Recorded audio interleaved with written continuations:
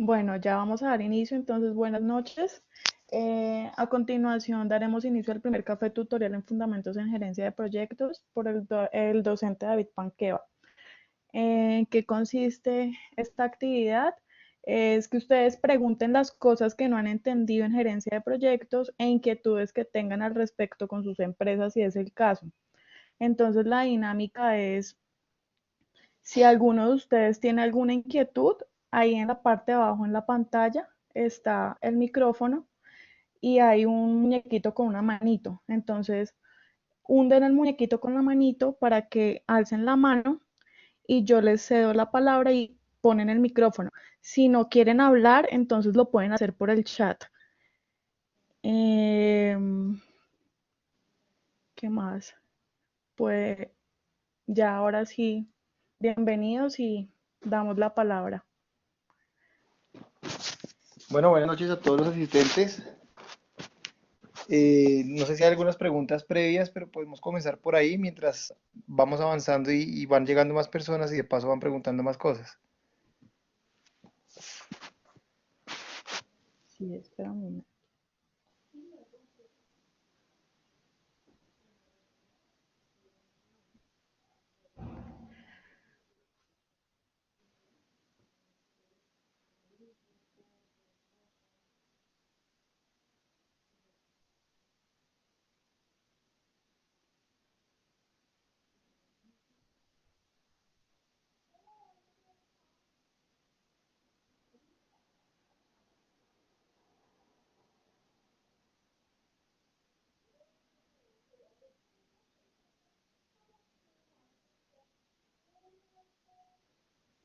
Bueno, entonces la primera pregunta sería, ¿la EDT se debe elaborar en orden?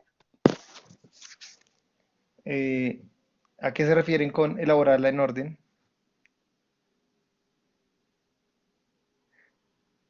O sea, no entiendo la pregunta. Digamos que sobre la ET lo que les puedo decir es que la ET es uno de los componentes de la línea base del alcance del proyecto. Surge en el grupo de procesos de planeación, pues el área de conocimiento de gestión del alcance del proyecto. Es una representación gráfica de los entregables que va a tener el proyecto y responde a la pregunta del qué voy a entregar, pero no entiendo a qué se refieren con en orden o elaborarla en orden. ¿Alguien levantó la mano por ahí? Ah, Zambrano, ¿sí? Alejandro Zambrano, sí.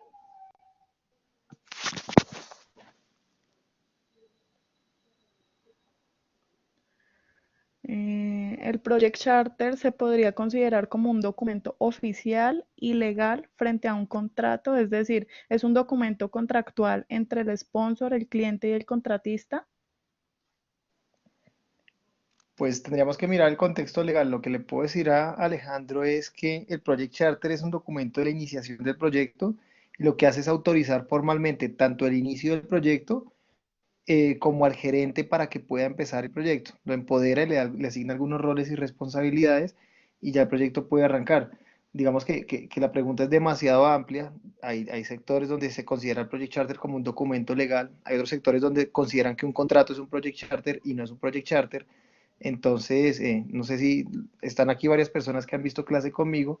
El fin de semana pasado tuvimos la oportunidad de encontrar de observar varios project charters o actas de constitución que las llaman así en las empresas, les dan una connotación legal, pero no tienen nada que ver con un project charter para la gerencia de proyectos. Escasamente ponen un marco normativo y ponen al gerente a firmar como gerente y ya, no dan mayores nociones ni información sobre el proyecto. Entonces, en ese orden de ideas, yo lo que les puedo decir es que el Project Charter es un documento que autoriza al gerente para iniciar formalmente el proyecto y lo empodera y le asigna roles y responsabilidades. Más allá de eso, si tiene una connotación legal o no, pues habría que ver el contexto en el cual se está firmando y el tipo de empresa y sector en el que se desenvuelve. Bueno, acá Paola A. Pregunta, quisiera entender un poco más las estructuras organizacionales funcional versus matricial. Bueno, eh, las organizaciones funcionales, como su nombre lo dice, se basan en una estructura por funciones determinadas. Es una estructura donde está claramente marcada la jerarquía y además de esto,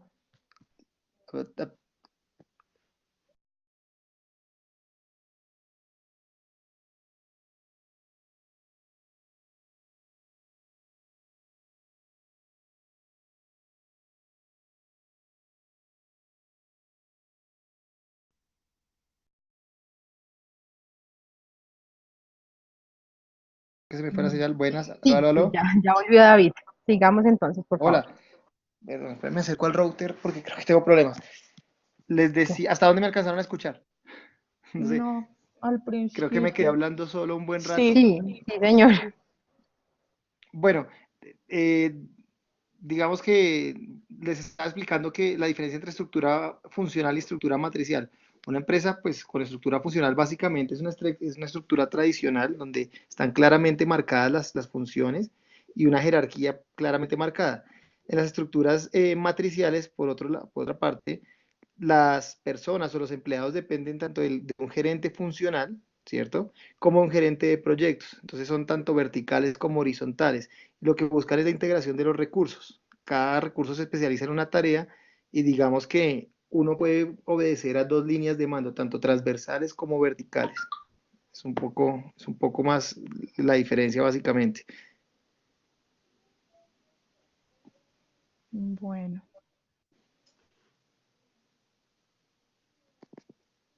¿Qué otra pregunta hay?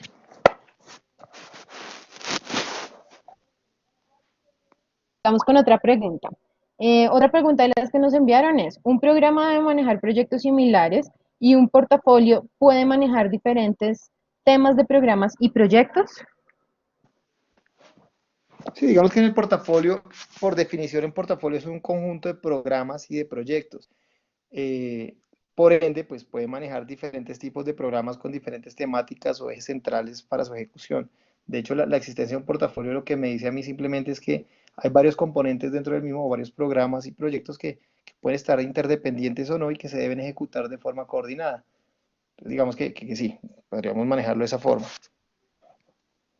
Ok, mil gracias. Bueno, a las personas que están llegando, las invitamos a generar sus preguntas. Lo pueden hacer a través del chat que estamos manejando con todos o levantan la mano donde encontrarán el icono en la parte inferior de la plataforma. Es como una especie de muñequito que tiene la mano levantada y con mucho gusto damos la palabra. Continuemos con Pedro Pavón, quien pregunta, ¿podrían compartirnos ejemplos de trabajos de grado para esta especialización? Puede ser de cursos que ya se han graduado. Aún no tengo claridad qué podría llegar a desarrollar en este asunto. Gracias. Bueno, Pedro, creo que eso no está dentro del alcance de este café tutorial. Existe en el aula virtual una asignatura que se llama trabajo de grado y pues Jorge, el director de la especialización, ha sido muy juicioso enviándoles todas las guías para que tengan nociones sobre en qué consiste el trabajo de grado.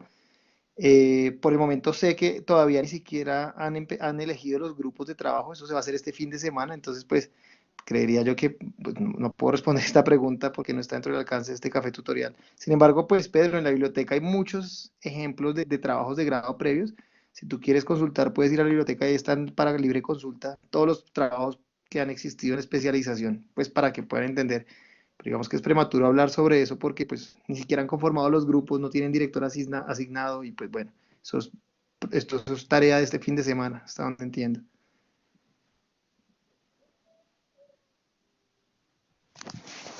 Hola, Caro, Sí, sí, ¿estás ahí te bien? escuchamos. Bueno, vamos con la tercera pregunta que pues hemos también recibido.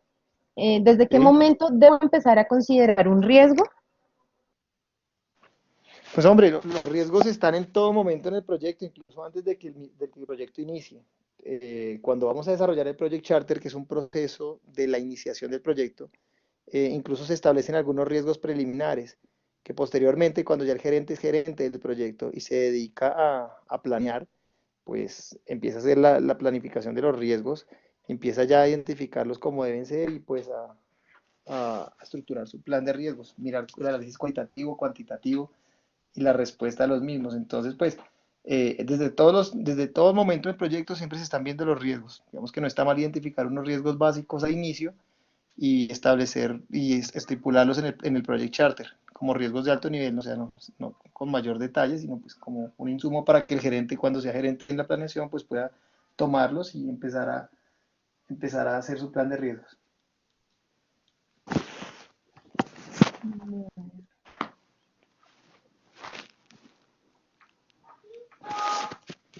Otra Eh, pregunta que Paola genera nos dice, en la elaboración del Project Charter, ¿es necesario incluir la estimación de costos considerando algún valor de contingencia? El valor de contingencia hace parte del presupuesto del proyecto, el cual sale en la planeación de los costos. Digamos que lo que uno presenta en el Project Charter es un presupuesto de alto nivel, es un presupuesto donde la idea es que se haya determinado de manera concienzuda y que pues sirva como horizonte para que el gerente pueda hacer la planeación de los costos del proyecto. Entonces no hablamos de reservas de contingencia como tal, como se conocen, en la iniciación, en el Project Charter, sino que aparecen después cuando hagamos el presupuesto del proyecto y vinculando un poco el área de conocimiento también de riesgos, cuando hagamos el plan de riesgos. Otra pregunta es, ¿cuál es la metodología adecuada para la identificación de los interesados del proyecto? Digamos que más que una metodología, podemos utilizar algunos formatos y algunas herramientas que nos da el PMI para hacerlo. De todas maneras, eh, pues quisiera ahondar ese tema cuando veamos stakeholders en la próxima clase. Todavía no hemos llegado hasta allá. También vamos a analizar a los stakeholders desde un modelo de prominencia. Entonces, pues, metodologías existen muchas, pero las podría aclarar mejor en la clase para que nos rindan el café tutorial. En realidad, se me están adelantando un poco a mi próxima clase. Es que, Listo. Alejandro Zambrano nos pregunta, me queda la duda sobre el concepto a que hace referencia la gobernabilidad del proyecto y el mismo hace referencia al nivel de autoridad que existe en el proyecto. sí, digamos que la gobernabilidad habla del nivel de autoridad que puede llegar a tener el gerente y la forma como se va a manejar el proyecto. Veíamos en clase cómo nosotros podemos desde el Project Charter, incluso entre el sponsor y el gerente, establecer cuál es el escalamiento por niveles de autoridad y sobre qué elementos del proyecto va a tener autoridad el gerente. Esto es, digamos, sobre si puede contratar o no personas, si puede manejar variaciones en el presupuesto del proyecto, bueno, entre otras cosas. Bueno, aquí hay otra. Sabemos que a un Project Charter le podemos agregar o quitar partes dependiendo de la naturaleza del proyecto, pero ¿cuáles son sus partes esenciales? Las partes, ¿quién pregunta eso? Una pregunta formulada. Ah, ok. Bueno, las partes esenciales las vimos en clase el fin de semana. Básicamente, más que agregar o quitar partes, lo que podemos hacer es, lo que debe contener un Project Charter es un mínimo de información necesaria para que el gerente pueda iniciar la planeación del proyecto. En ese orden de ideas, pues, hablábamos sobre la estructura básica que debe tener un propósito, justificación, unos objetivos claros para el proyecto, unos objetivos también por área de conocimiento de triple restricción, un presupuesto de alto nivel, unos riesgos de alto nivel, unos supuestos y restricciones también que podrían incluirse en el proyecto y también los escalamientos por niveles de autoridad de los que hablaba hace un momento. Entonces ahí podemos establecer si el gerente puede tomar decisiones sobre la variación del presupuesto o sobre la contratación o vinculación de gente, bueno, entre otras cosas. Bueno.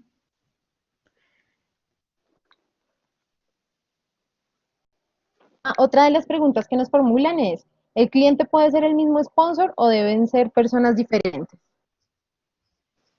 Digamos que la palabra, la combinación deber ser no deberíamos utilizarla nunca.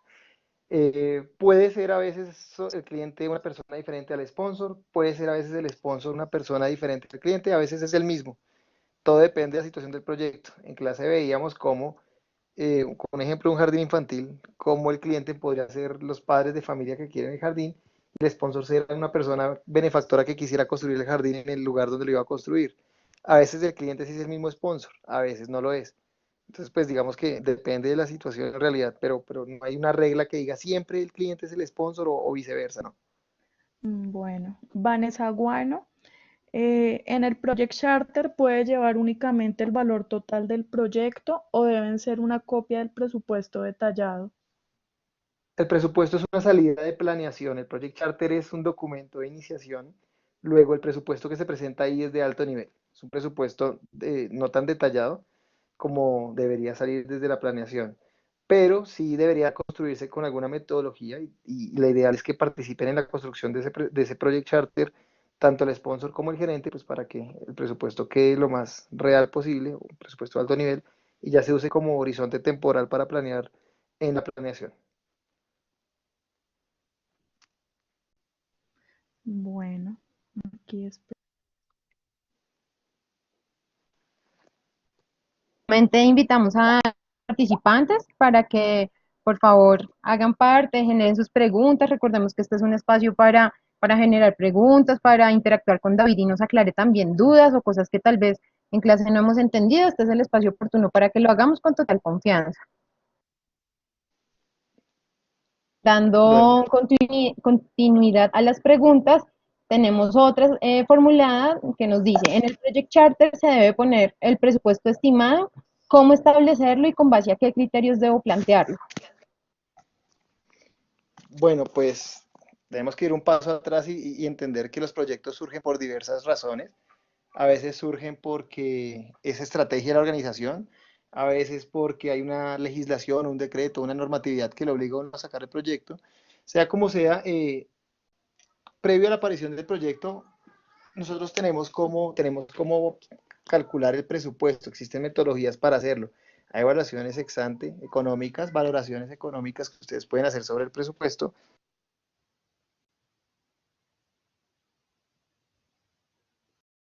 David, no Pues perdimos, ustedes, ahí ya aló, nos aló, escuchamos, ¿me sí, perdieron? ya ¿A perdimos dónde me conexión un escucharon? momento, pero no, ya estamos Ok. escuchando nuevamente. Bueno, les decía que existen diferentes herramientas para hacer un presupuesto, una evaluación presupuestal previa.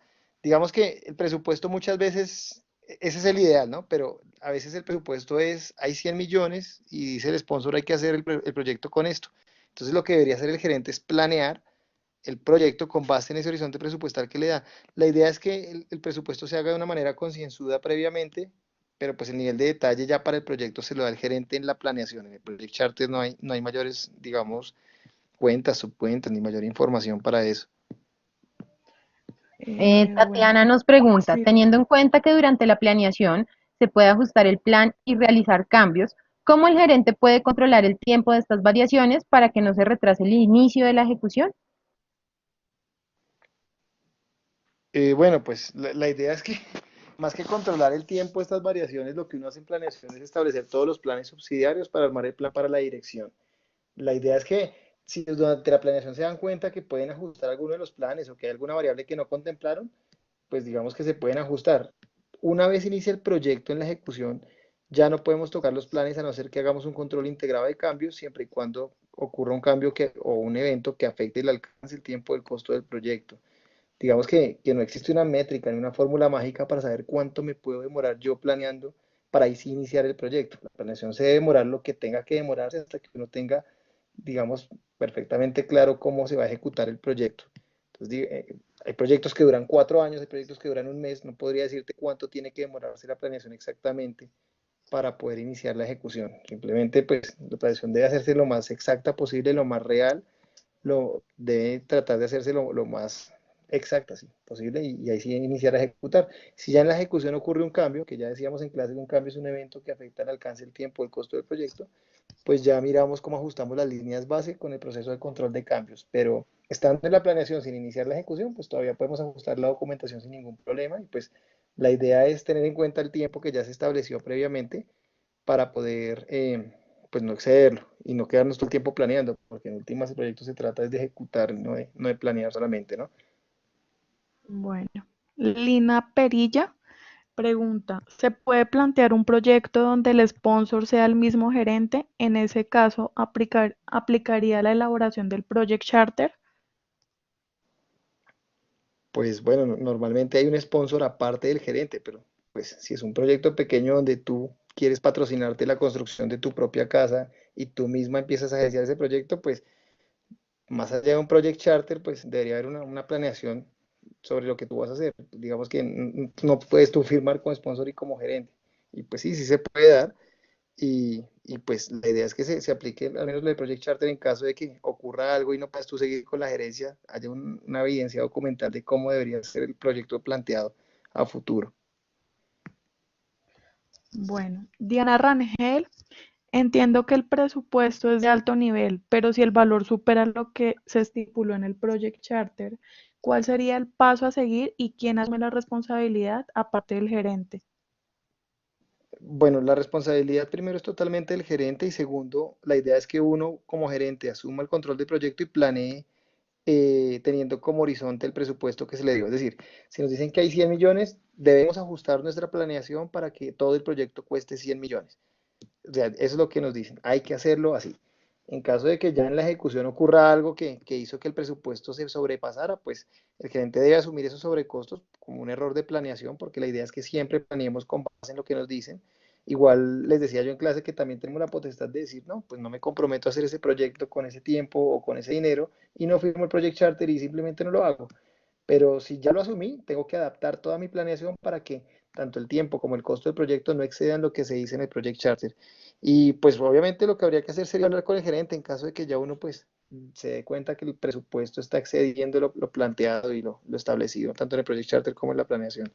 Tendría uno que hablar con el sponsor y comentar la situación. Habría que ver particularmente por qué estaría ocurriendo esto. Gracias, David. Alejandro Zambrano nos pregunta, ¿un proyecto con ciclo de vida de tipo adaptativo es más recomendable que un proyecto con ciclo de vida de tipo predictivo o de tipo iterativo? Desde la gerencia de proyectos se puede definir previamente el tipo de ciclo de vida del proyecto o es una variable independiente de la planeación. Digamos que no es que haya un proyecto más recomendable que otro, simplemente los de tipo de vida predictivo son más fáciles de predecir, precisamente. Entonces, esto ocurre cuando tenemos pleno conocimiento de las variables y simetría de la información para poder establecer un horizonte de planeación. Eso depende de las características del proyecto. Hay proyectos que son sumamente cambiantes a lo largo del mismo, son los de ciclo de vida, los de tipo iterativo, pero hay otros que simplemente se desarrollan de una forma tan normal y estandarizada que uno puede, pues, digamos, plantear la planeación y casi que la ejecución coincide con la planeación. Entonces, eh, cuando hablamos de variables, en realidad depende del tipo de vida, el tipo de variables que se involucren en la planeación para poder decir, pero no es que exista uno más recomendable que otro, simplemente son características propias de los proyectos, y pues cuando las identificamos, tratamos de planear con base en esto. Entonces, digamos que no puedo decir que todos los proyectos tengan variables determinísticas, ni que todos los proyectos tengan variables probabilísticas, simplemente son características de los proyectos y pues ya, dependiendo del caso particular al que uno se enfrente, uno ya sabrá qué decisión tomar. Es lo que puedo decir al respecto. Bueno, Vanessa Guano, ¿podría plantear un ejemplo de hitos dentro del caso de estudio visto el fin de semana? Vanessa, eso es tarea de ustedes para este fin de semana, ¿no? Para el próximo proyecto, para el próximo fin de semana. Pero pues mira, lo les dije, un hito, te ayudo para que la puedas desarrollar para tu Project Charter que me tienes que entregar la otra semana. Un hito es una actividad sin duración ni costo que es representativa dentro del proyecto. Entonces, no es que todo sea un hito, pero tampoco podemos poner como hito solamente el inicio y el fin del proyecto. Digamos que hitos pueden ser cuando estén todos los taxis censados, hitos puede ser cuando estén los dispositivos de identificación únicos instalados, un hito puede ser cuando se hayan sacado del mercado, cuando se haya elaborado la base de datos, un hito puede ser cuando se entregue la base de datos a la Secretaría de Movilidad. Es eso, son como puntos de referencia a lo largo del proyecto para que ustedes puedan, digamos que llevar o tener unos puntos de referencia, sí, sobre lo que puede ocurrir en el proyecto. Aparecen, cuando ustedes hagan el cronograma del proyecto, posteriormente van a darse cuenta cómo, al ser puntos de referencia, Project ni siquiera los toma en un diagrama de Gantt como barra, porque no tienen duración y costo, sino que aparecen como un rombo. Pero pues ejemplos hay varios, tendrías que leer el caso y para poder formularlos en el Project Charter que me tienen que entregar la próxima clase. César Peñalosa, por lo general los contratos tienen un tiempo y un costo específico impuesto por el cliente. Realmente no se puede desarrollar una planeación muy precisa y terminan otorgando prórroga por no considerar los riesgos que uno sí identifica. Suele pasar en el sector público. Bueno, creo que eso es Eh, un comentario más que una pregunta, ¿no, César? sí. Pero pues sí, sí tienes razón. En el entorno en el que tú te desenvuelves, sí, sí suele darse eso. Entonces, sigamos con Paola, nos pregunta, ¿un gran proyecto en su desarrollo puede ejecutarse en etapas o módulos? En este caso, cada módulo debe tener su propio Project Charter. Por módulo, Paola, ¿te refieres a fases del proyecto? Digamos que yo les decía que, bueno, arrancamos por definición de proyecto, lo fuimos agregando a programa y después a portafolio. Pero a su vez, dependiendo de la complejidad del proyecto como tal, uno puede subdividirlo en fases o en subproyectos. Si el proyecto es lo suficientemente complejo para que tú tengas que dividirlo en proyectos más pequeños, llámalo subproyecto o llámalo fase o etapas, como estás escribiendo allí, pues sí, obviamente deberías formular cada proyectico pequeño, cada subproyecto, pues es un proyecto, solo que muy pequeño y uno a veces lo parte en proyectos pequeños porque precisamente es mucho más fácil de gestionarlo así, así fuera un proyecto más grande. Y sí, pues obviamente al ser un proyecto pequeño, pues uno debería hacerlo como y gestionarlo como se gestiona un proyecto más grande. Simplemente que aparece esta taxonomía es por la complejidad del proyecto grande, que uno prefiere hacerlo por etapas o por fases o por subproyectos. Sí, señor. Bueno, continuemos con otra pregunta formulada. Dice, si un interesado solicita muchos cambios en el proyecto, ¿cuál debe ser la solución más acertada por parte del director del proyecto sin afectar los intereses de la organización y los objetivos propuestos para dirigir esta situación? Bueno, si un interesado pide muchas cosas, pues hay que mirar el nivel de influencia, de interés, de poder y de legitimidad que pueda llegar a tener en el proyecto. No es lo mismo que un vecino pida algo sobre un proyecto a que lo pida el director de obra, en caso de una construcción, me hago entender, a que lo pida el director de obra o que lo pida el interventor. Entonces, cada uno de los stakeholders que uno identifica en el proyecto tiene un nivel de interés y un nivel de poder, ¿cierto? Cuando veamos en clase el modelo de prominencia, vamos a involucrar otras variables, entre ellas se encuentra la legitimidad. La legitimidad nos puede ayudar a determinar qué tan legítima es la participación de ese stakeholder, valga la redundancia, dentro del proyecto. Entonces, básicamente uno puede escuchar todos los requerimientos que ellos hagan, pero uno como gerente tiene la potestad de decidir a qué atiende y a qué no atiende. Yo les ponía el ejemplo, digamos, del hospital, de la clínica que se está construyendo al lado de la universidad. Si algún vecino lo invitan a participar como stakeholder o a un representante de los vecinos que pues son interesados, que pueden verse afectados por la ejecución del proyecto. Y este vecino en representación de todos dice que él le gustaría que no hubiera tráfico en las calles secundarias porque dañan el barrio, que además le gustaría que no trabajaran de 10 de la noche a 6 de la mañana porque todo el barrio está durmiendo y que además quiere que cuando el hospital esté construido pueda parquear gratis, pues uno como gerente tiene la potestad y el suficiente poder y además entendimiento del proyecto para decirle, vea, por supuesto podemos ayudarle con que no haya tráfico en las vías secundarias y que no haya ruido en las noches porque usted es un vecino y pues no queremos molestarlo, pero pues de ninguna manera el alcance del proyecto ni mi alcance en autoridad da para que usted tenga parqueadero gratis en el hospital solo por ser vecino. Que la gente pida cosas no quiere decir que uno tiene que decirle sí a todo. Entonces, en ese orden de ideas ya es decisión del gerente que evalúe lo que le están solicitando y decida qué va a cumplir y qué no va a cumplir. Bueno, otra pregunta formulada es, ¿en qué instante es necesario realizar el Project Charter? Es decir, una vez se ha iniciado el proyecto o establecido las expectativas de los principales interesados. Bueno, vuelvo y repito, el Project Charter es un documento de inicio y por definición, hasta que se elabora y se firma, no ha iniciado el proyecto. Entonces el instante es antes de que inicie el proyecto. Obviamente en el grupo de procesos de iniciación en el área de conocimiento de gestión de los interesados hay un proceso llamado identificación de los interesados. Ambos entregan insumos para la planeación. El Project Charter pues da elementos de alto nivel para que yo proceda a planear y pues la identificación de interesados me sirve como insumo para que yo después haga todo el plan de gestión de interesados y sepa cómo manejarlos y cómo los voy a tratar.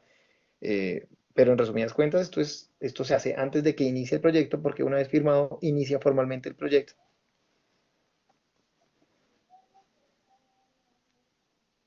Bueno, gracias, David. ¿Ok? Creo que se me Muy perdió la bien, señal. ¿Aló? sí, me ¿Aló? parece. Sin embargo, continuemos con otra pregunta formulada. ¿Quiénes ¿Ok? participan en la creación o elaboración del Project Charter? Pues normalmente participan muchas personas. Lo ideal es que al menos participen de manera colaborativa tanto el sponsor como el gerente.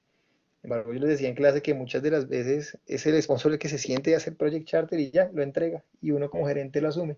Pero pues lo ideal es que participen ambos y que de manera conjunta pues tengan la posibilidad de trabajar en el documento. Pues por lo menos para que uno como gerente vaya sabiendo a qué se va a tener y pues pueda hacer claridad sobre ciertos aspectos antes de ya firmar como gerente, empoderarse del proyecto y proceder a planear. Danilo Católico nos pregunta, en el Project Charter podemos dejar indicado que el presupuesto en su ejecución podría tener variaciones presupuestales en su ejecución a partir de las variables que no podamos controlar desde el inicio del proyecto, por ejemplo, el clima. Eh, bueno, lo que pasa es que ahí me estás mezclando, Danilo, dos elementos, ¿no? Una parte los costos del proyecto y otra los riesgos. Un riesgo es el clima. Y sí, de todas formas están correlacionadas esas dos variables. Uno lo puede dejar establecido, sin embargo, siempre aparece puntualmente, ok, de todas formas el presupuesto del proyecto son X millones de pesos. Que ahí ya esté involucrado implícito o explícitamente que de pronto hay una reserva por clima o por algún riesgo o porque la empresa por naturaleza de la misma siempre guarda el 10% de holgura sobre los proyectos, pues eso es otra cosa.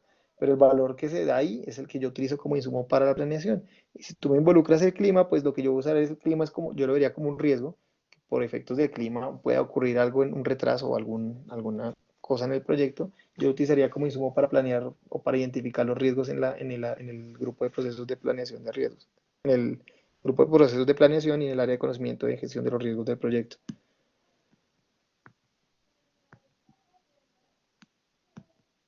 Yasmín Martínez, cuando se habla de tiempo en un proyecto, por ejemplo, si se habla de 2 meses, ¿se tienen en cuenta días o calendario? No te escuché bien, se me fue la señal, pero estoy leyendo la pregunta. Me decías la de cuando se habla de tiempo en un proyecto, por ejemplo, si se habla de dos La, meses, sí, ¿se tiene en la cuenta de días hábiles o Yasmín. calendario? Listo. Yasmín, depende. Si, si tú quieres plantear el proyecto como días hábiles, estableces, son 60 días hábiles. Y si lo quieres planear como día calendario, lo pones como día calendario. No hay ninguna restricción ni ningún problema. En el sector público se maneja mucho y son fanáticos de los días hábiles. En otros sectores simplemente se habla de un horizonte temporal en tiempo de calendario, 6 meses desde el 1 de enero hasta el 30 de junio y ya. Entonces depende, pero desde que quede claro, lo importante es que quede claro. Es decir, que uno no ponga 60 días y después en planeación salga el sponsor con que eran días hábiles o días calendario. Uno tiene que tenerlo perfectamente claro desde el comienzo, pero da igual, o sea, lo que tú quieras o como lo manejen en el sector en el que te desenvuelves, no hay ningún problema. Bueno, acá Alejandro Zambrano. Cuando hay un cambio en el alcance, tiempo o costos en un proyecto, ¿se debería hacer una modificación del Project Charter o estas modificaciones se documentan en otro tipo de documento? Bueno, aquí hay momentos. Entonces, el Project Charter es de iniciación, una vez se firma, eso queda escrito en piedra. Como quedó, quedó y no lo tocamos nunca más.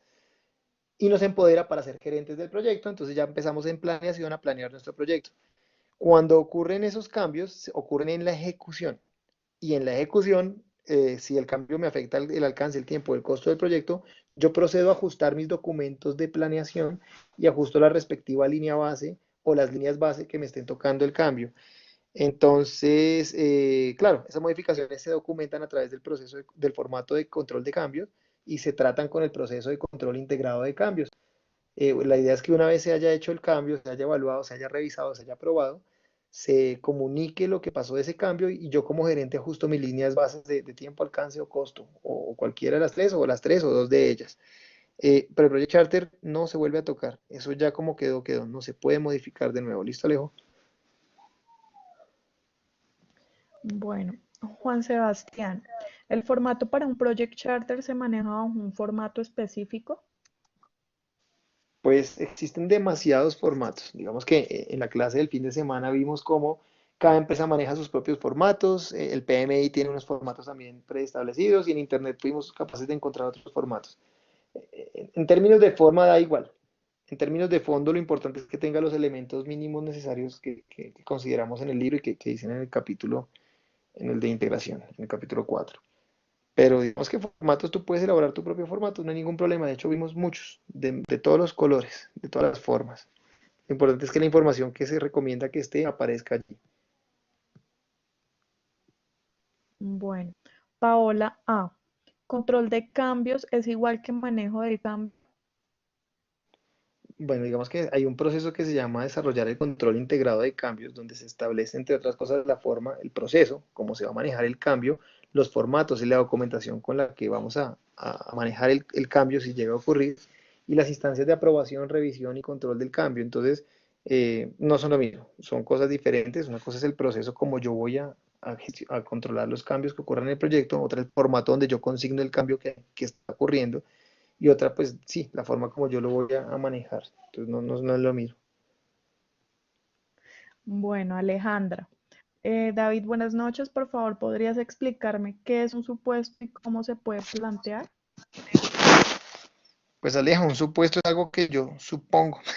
Es decir, un supuesto en proyectos es algo que uno establece de pronto en el Project Charter como algo que podría ocurrir, tal vez, como que podría pasar y que yo estoy suponiendo que se va a dar por sentado, digamos, supuesto. Se supone que voy a tener acceso a toda la información para el proyecto y se supone que yo voy a poder utilizar las instalaciones de la empresa o cosas por el estilo. De pronto habría que poner un ejemplo específico o si quieras me especificas un poco más la pregunta para poderte ayudar. Bueno, Oscar Manrique, ¿cuáles son los beneficios de realizar el Project Charter? Pues Oscar, los beneficios son todos. Primero porque le da a uno como un horizonte para que uno pueda empezar a planear como gerente, pero además se establecen lineamientos básicos que yo voy a manejar tanto de la relación entre el sponsor y el gerente. Entonces, pues digamos que los beneficios en términos de insumo de información preliminar para proceder a planear el proyecto, pues son todos. Es decir, yo con el Project Charter ya puedo empezar a planear tranquilamente, al menos sé cuánto me voy a demorar, sé cuánto me voy a gastar y pues empiezo a conocer el porqué del proyecto y cuál es el propósito del mismo. Es más para eso. Y me empodera además a mí como gerente para poder hacer ciertas cosas o me restringe ciertas cosas dentro del proyecto. Entonces me está estableciendo desde la entrada, desde el inicio del proyecto, las reglas de juego del mismo. Bueno, Brigitte había alzado la mano, pero no me aparece ninguna pregunta de ella. No sé si quiera poner el micrófono. Ok.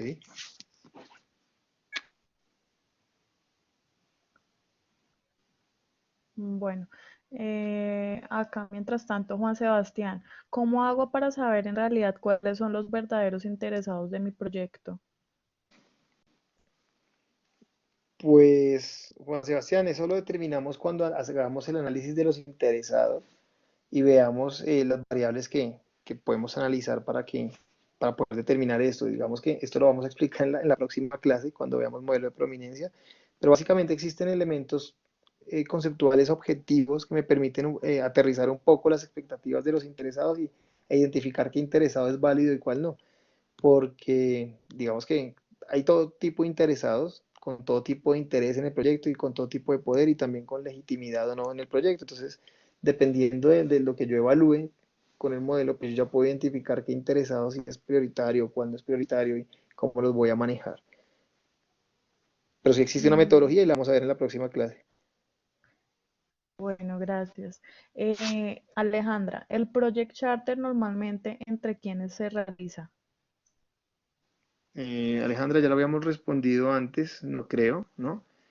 Y decíamos que, pues, que la idea es que al menos participen en la elaboración del Project Charter tanto el sponsor como el gerente, para que, pues, de manera cooperativa se construya el documento. Sin embargo, en la vida real lo que ocurre es que alguien hace el Project Charter o el sponsor normalmente y el gerente aparece y le dicen, tome, esto es lo que hay que hacer. Pero pues la idea es que se trabaje de forma colaborativa. Brigitte, David, ¿los supuestos se deben incluir en el Project Charter?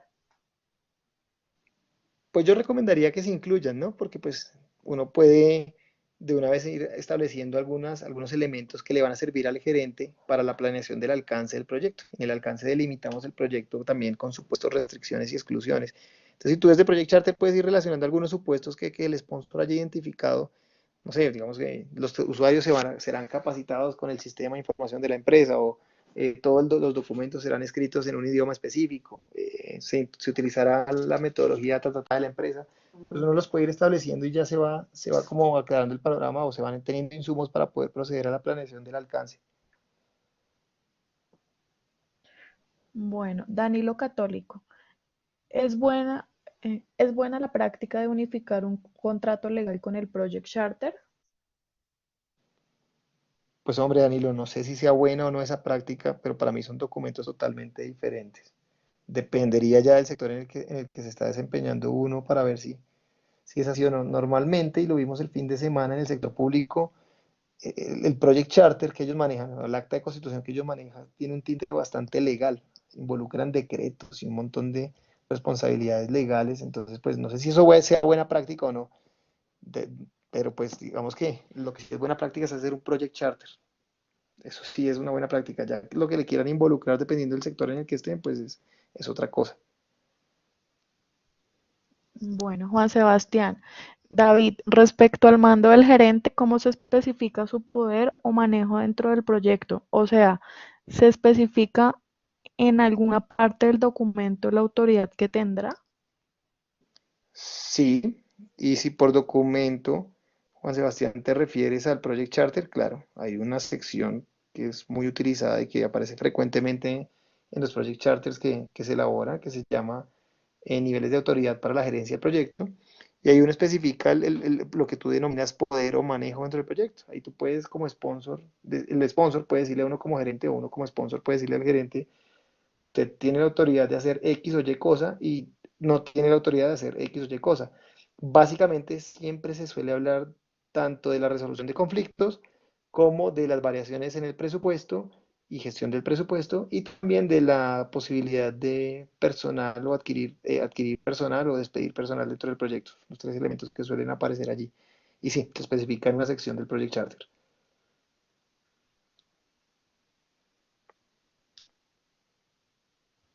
Alejandra, ¿se debe establecer la duración del proyecto? En el Project Charter, sí, claro. Ujú. Sí, la idea es que al menos uno sepa ya como gerente cuando firma el Project Charter cuál es el horizonte temporal que tiene para desarrollar el proyecto. Ahora, ¿cómo se van a distribuir las tareas y las asignaciones durante ese lapso de tiempo? Pues eso es parte de la planeación. Pero al menos en el inicio del proyecto, en el Project Charter le dicen a uno cuánto tiempo debería durar el proyecto y de qué tiempo se dispone en general. Bueno, una pregunta formulada es: ¿qué información fundamental debe llevar un Project Charter? ¿Qué información qué? Perdón. Fundamental debe llevar un Project Charter. Bueno, creo que eso ya lo respondí antes, ¿no? Se la respondí a alguien que preguntó aquí sobre la estructura básica del Project Charter. Pues hablamos que la información fundamental debería decir, pues debería hablar sobre la justificación, sobre los objetivos del proyecto, también objetivos, criterios de éxito y quién revisa o quién aprueba por triple restricción, un presupuesto de alto nivel, una lista de hitos con el due date, con la fecha para la cual deberían estar, el escalamiento por niveles de autoridad, a veces suelen incluir el organigrama del proyecto, y supuestos y restricciones también de alto nivel que sirven como insumo para la planeación del alcance, pues entre otros. Ya lo habíamos respondido hace un rato. Alejandra, y en caso de que ese tiempo no sea suficiente respecto a la pregunta que había hecho anteriormente, Tiene que ser es decir, suficiente. que el tiempo, es decir, que el tiempo que me da el sponsor y el que en inicio se plantea no sea suficiente para la dimensión del proyecto. Pues digamos que tú tienes que adaptar, lo repito, lo he dicho cuando hablamos de los costos, lo digo ahora cuando hablamos del tiempo. Tanto el horizonte temporal que te plantean en el Project Charter como el horizonte presupuestal de alto nivel que se plantea en el Project Charter es insumo para la planeación de las dos respectivas variables en los planes en el grupo de procesos de planeación. Entonces tú tienes que adaptar tu planeación para que el proyecto se demore lo que el sponsor pide y cueste igual o menos que lo que el sponsor está pidiendo. Digamos que ahí uno no puede hacer nada al respecto, no debería hacerlo así. Igual, tú siempre tienes la opción antes de firmar el Project Charter y comprometerte como gerente de proyecto si tú consideras, de acuerdo a tu experiencia o a tu experticia, que simplemente un proyecto de ese tipo, por lo que tú ya los manejabas antes, no se hace en ese tiempo o no se puede hacer con ese dinero, tú puedes hablar con el sponsor y decirle eso no debería ser así, debería ser más, pero si no accede el sponsor, pues tú siempre tienes la opción de no firmar el Project Charter y no comprometerte a hacerlo. Pero si tú lo firmas y tú asumes el reto, tienes que adaptar toda tu planeación para que dure lo que tiene que durar de acuerdo al Project Charter y cueste lo que tenga que costar de acuerdo con el presupuesto del Project Charter. Bueno, Vanessa Guano nos pregunta, cuando no existen antecedentes sobre un proyecto, ¿qué podría reemplazar esta información? ¿O simplemente no iría a este ítem? Lo pregunto porque muchas veces para convocatorias se tienen modelos de proyectos específicos donde se requiere este dato. Pues Vane, si no existen antecedentes, pues no puedes reemplazar esa información porque no existe. Lo que o sea, tendría que ser una pregunta más específica. Si es un proyecto que nunca se ha hecho en la empresa y a eso te refieres con que no hay antecedentes en la empresa de un proyecto similar, pues puedes buscar fuentes de información secundaria que mitiguen un poco la incertidumbre a la hora de iniciar el proyecto. Entonces puedes buscar en ese mismo entorno tipos de proyectos similares, haciendo un desk research para tratar de entender cómo funcionan y pues poder establecer algo para planear más adelante. Pero pues, si no existen antecedentes y no tienes cómo ponerlo, pues simplemente no lo pones, ¿vale? Porque no hay información para poder hacerlo. Alejandra pregunta sobre lo Ok. que planteó Vanessa. ¿Esos antecedentes son los llamados activos de la organización o históricos? Bueno, si estamos, es que como no, para Vanessa por eso le decía que no sabía si se refería a antecedentes dentro de la misma empresa o por fuera de ella. Si estamos hablando dentro de la misma empresa, pues acuérdense que para elaborar un Project Charter, unas de las entradas se llaman activos de los procesos de la organización y en eso encontramos toda la documentación que tenga la empresa relacionada con sus procesos, con proyectos similares, históricos, estadísticas previas que le sirvan a uno como insumo para planear, para desarrollar el Project Charter, perdón, para elaborarlo. Entonces, pues, si estamos dentro de la empresa, sí, estamos hablando de ese tipo de información que aparece como entrada para el proceso que se llama desarrollar el acta de constitución del proyecto.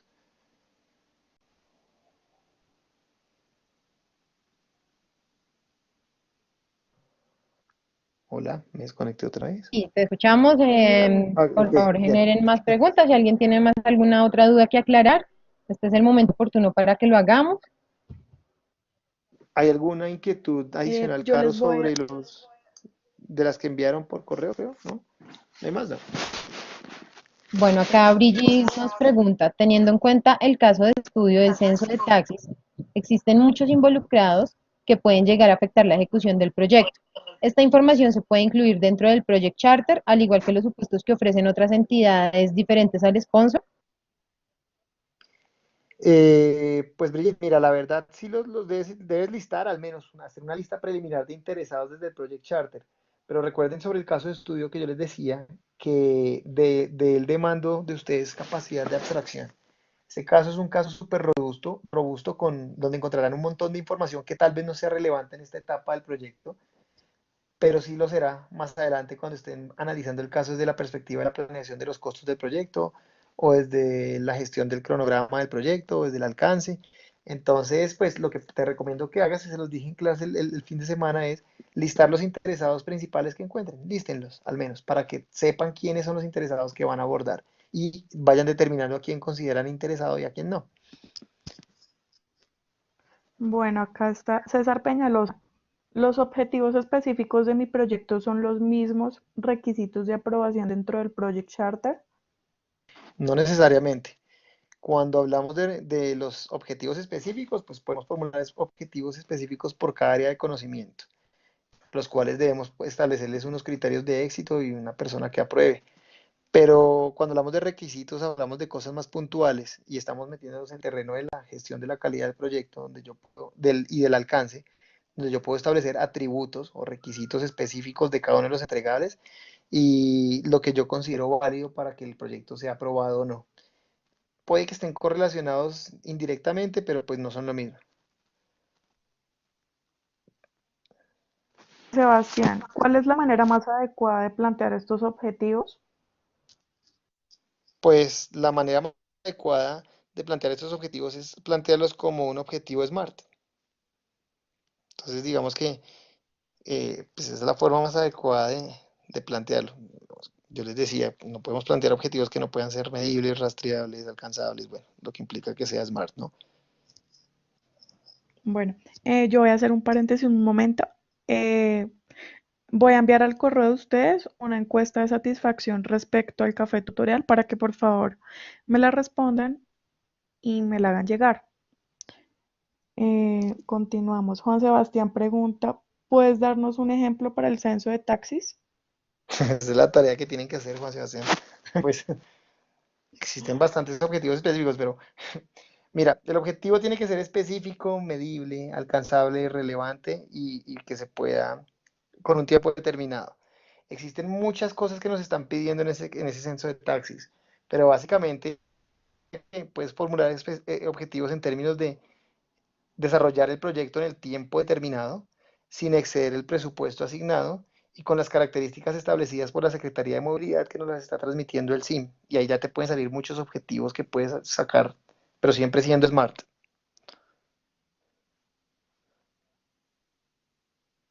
Ok, continuemos con las preguntas. De pronto, ya faltando 8 minutos para terminar. Quien más tenga dudas, por favor, formularlas. Aprovechamos la ocasión para recordarles que la encuesta de satisfacción acerca del café tutorial, mi compañera Steffi la va a enviar por correo. Sin embargo, también la estamos adjuntando por el chat para que de pronto les es más fácil abrir el link y diligenciarla. No les toma más de 5 minutos, es súper corta. Entonces, para que por favor nos colaboren con esto.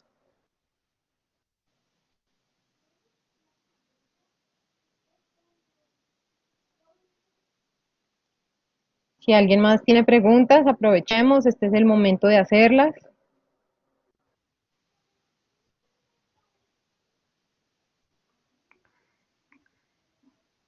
Bueno, pues al parecer ya no hay más inquietudes por parte de los participantes, entonces creería yo que podemos ir dando finalización a esta sesión.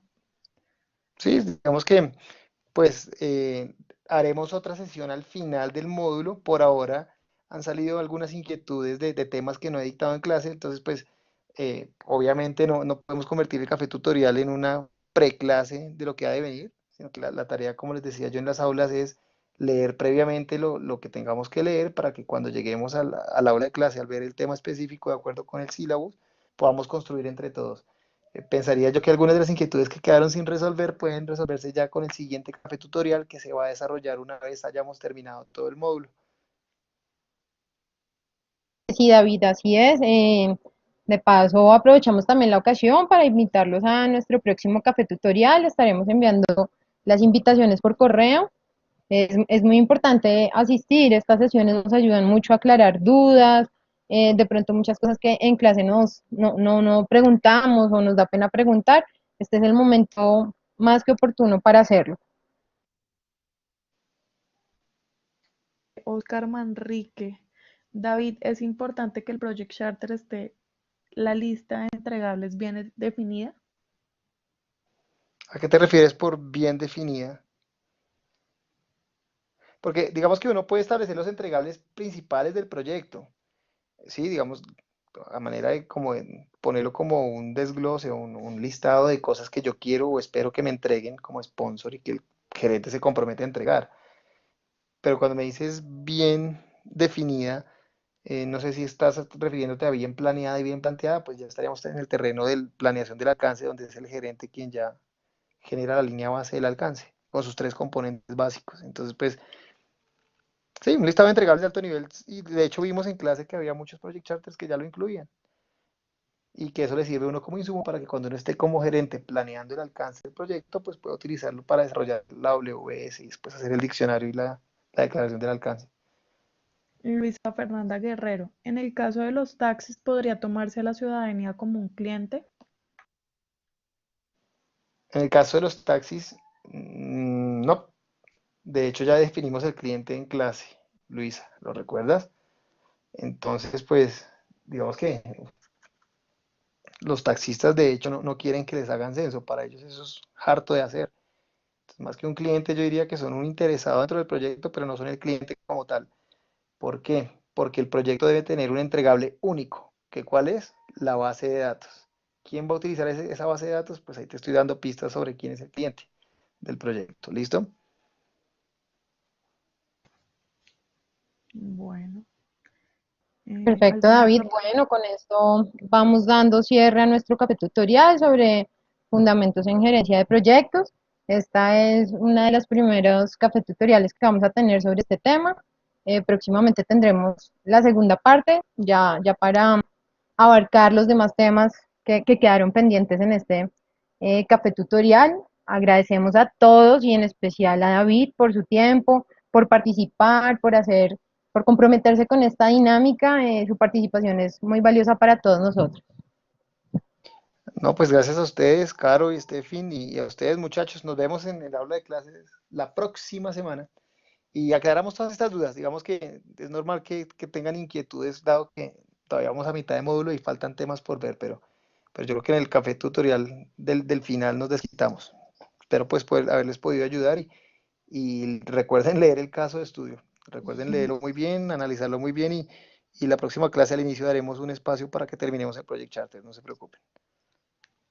Bueno, muchas gracias, David. Bueno, que estén muy bien entonces y feliz Gracias, noche para David. todos. Gracias Bueno, nuevamente a todos por gracias. asistir. Que estén muy bien. Feliz noche. Feliz noche. Gracias, hasta luego.